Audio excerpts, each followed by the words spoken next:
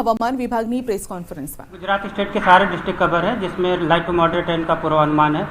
और वार्निंग की बात करेंगे तो आज के लिए गुजरात रीजन पे एक साइक्लोनिक नॉर्थ ईस्ट अरेबियन सी और सौराष्ट्र कच्छ के आसपास एक साइक्लोनिक सर्कुलेशन बना हुआ है, और इसके साथ ही 20 डिग्री नॉर्थ लेटीट्यूड पे एक सियर जोन पैटर्न बना है, और साउथ गुजरात में ऑफशोर ट्रफ परसिस्ट कर रहा है, जिसके लिए आज के लिए गुजरात रीजन के सारे डिस्ट्रिक्ट कवर है, जिसमें very heavy to heavy rainfall की वार्निंग है और साथ में ऑरेंज अलर्ट जारी है।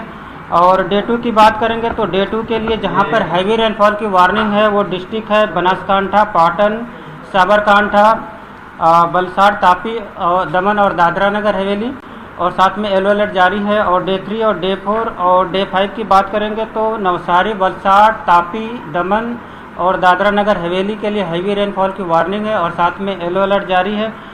और सौराष्ट्र रीजन की बात करेंगे तो आज के लिए सौराष्ट्र और कच्छ रीजन के सारे डिस्ट्रिक्ट कवर है, जिसमें heavy to very heavy rainfall की वार्निंग और साथ में ऑरेंज अलर्ट जारी है।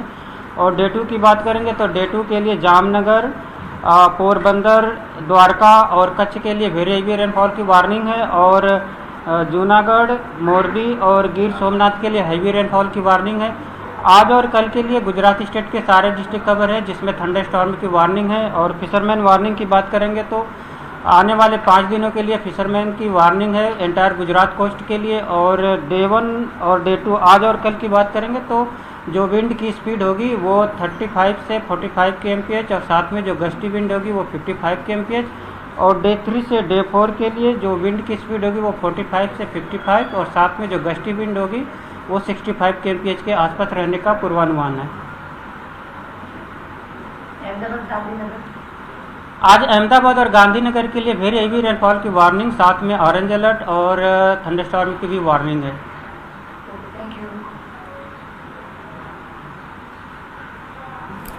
તો હજુ પણ ભારે વરસાદની આગાહી કરવામાં આવેલી છે। સૌરાષ્ટ્ર કચ્છ પર સિસ્ટમ સક્રિય છે, જેની અસર જોવા મળી રહી છે ઉત્તર ગુજરાત અને મધ્ય ગુજરાત પર।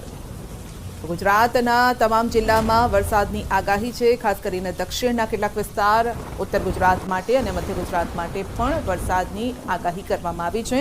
આજે સવારથી જ મેઘો બરાબરનો મંડાયો છે। ઉત્તર ગુજરાતમાં જ્યાં છાંટોય નહોતો પડતો ત્યાં અત્યારે રેલમછેલ થઈ ગઈ છે।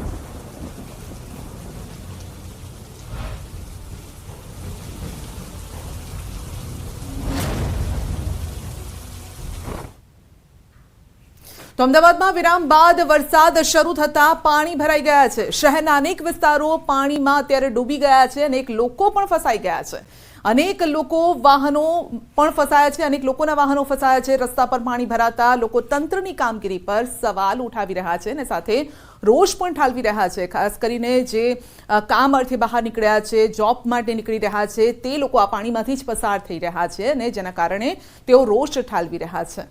તો એક જ ઝાપટું પડે છે ને તેમાં પાણી ભરાઈ જાય છે। પાણીનો નિકાલ થતાં પણ થોડો સમય લાગે છે, જેના કારણે લોકોનો રોષ ભભૂકી ઉઠી રહ્યો છે। તો આ સાથે અનેક લોકો ભ્રષ્ટાચારના પણ આરોપ લગાવી રહ્યા છે, કારણ કે લેવલિંગ, રસ્તાનું જે લેવલિંગ છે એ યોગ્ય રીતે નથી થતું, જેની સામે લોકોનો રોષ છે।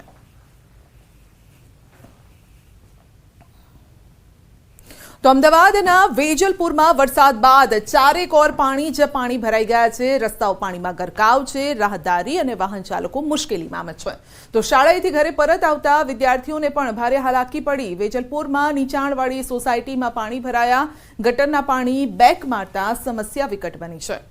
તો એમસીએ ઠેર ઠેર બેરિકેડ્સ લગાવ્યા છે, સાવધાન રહેવાના સૂચન અને બોર્ડ પણ લગાવ્યા છે।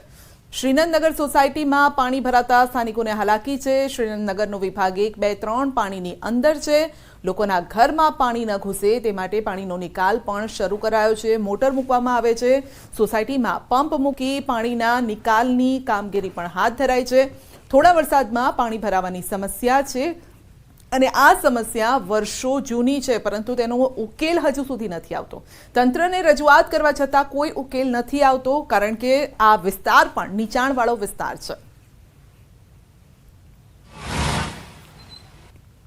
તો જે પ્રકારે વહેલી સવારથી જ વરસાદ જે છે તે અમદાવાદમાં થયો હતો ને, જેના કારણે અમદાવાદમાં પાણી ભરાઈ ચૂક્યું છે અને આ પ્રકારના દ્રશ્યો અમદાવાદની અંદર સર્જાઈ રહ્યા છે। અમદાવાદમાં આ દ્રશ્યો છે કે જે વેજલપુર વિસ્તાર જે છે તે વેજલપુરથી લઈ અને સોનલ સિનેમા તરફ જતો રસ્તો છે કે જ્યાં ટ્રાફિક જામના દ્રશ્યો સર્જાઈ રહ્યા છે, સાથે સાથે ઢીચણ સમા પાણી ભરાઈ ચૂક્યા હોય તે પ્રકારના દ્રશ્યો જોવા મળી રહ્યા છે।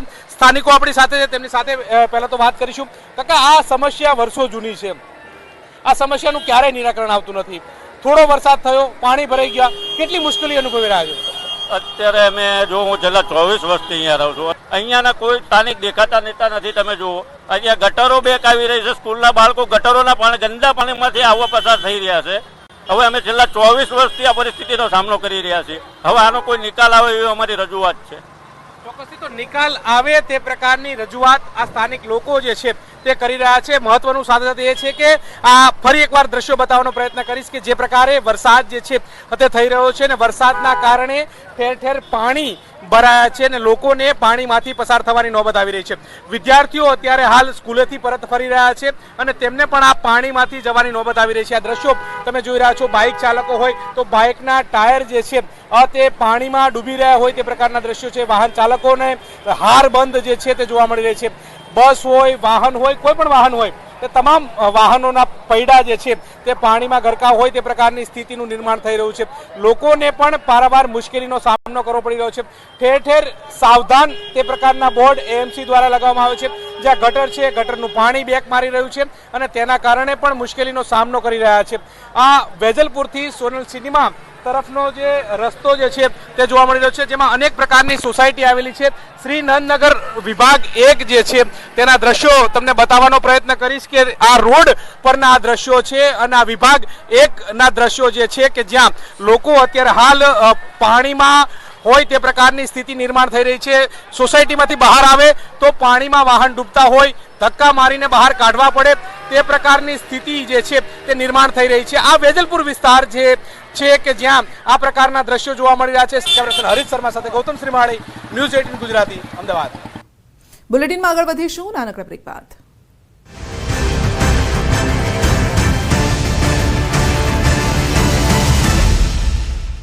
लुबी पंप्स, फ्लो नहीं फोर्स।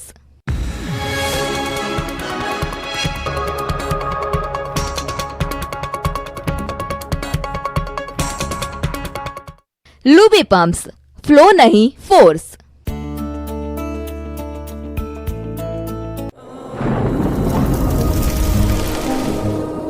જળવાયુ પરિવર્તનનું જોખમ આપણા દરવાજે પહોંચી ગયું છે। હવે જરૂર છે એક મોટા ક્રાંતિકારી બદલાવની અને આનો પ્રારંભ થશે 140 કરોડ ભારતીયોથી। આ ક્રાંતિ શરૂ થશે એક વૃક્ષથી।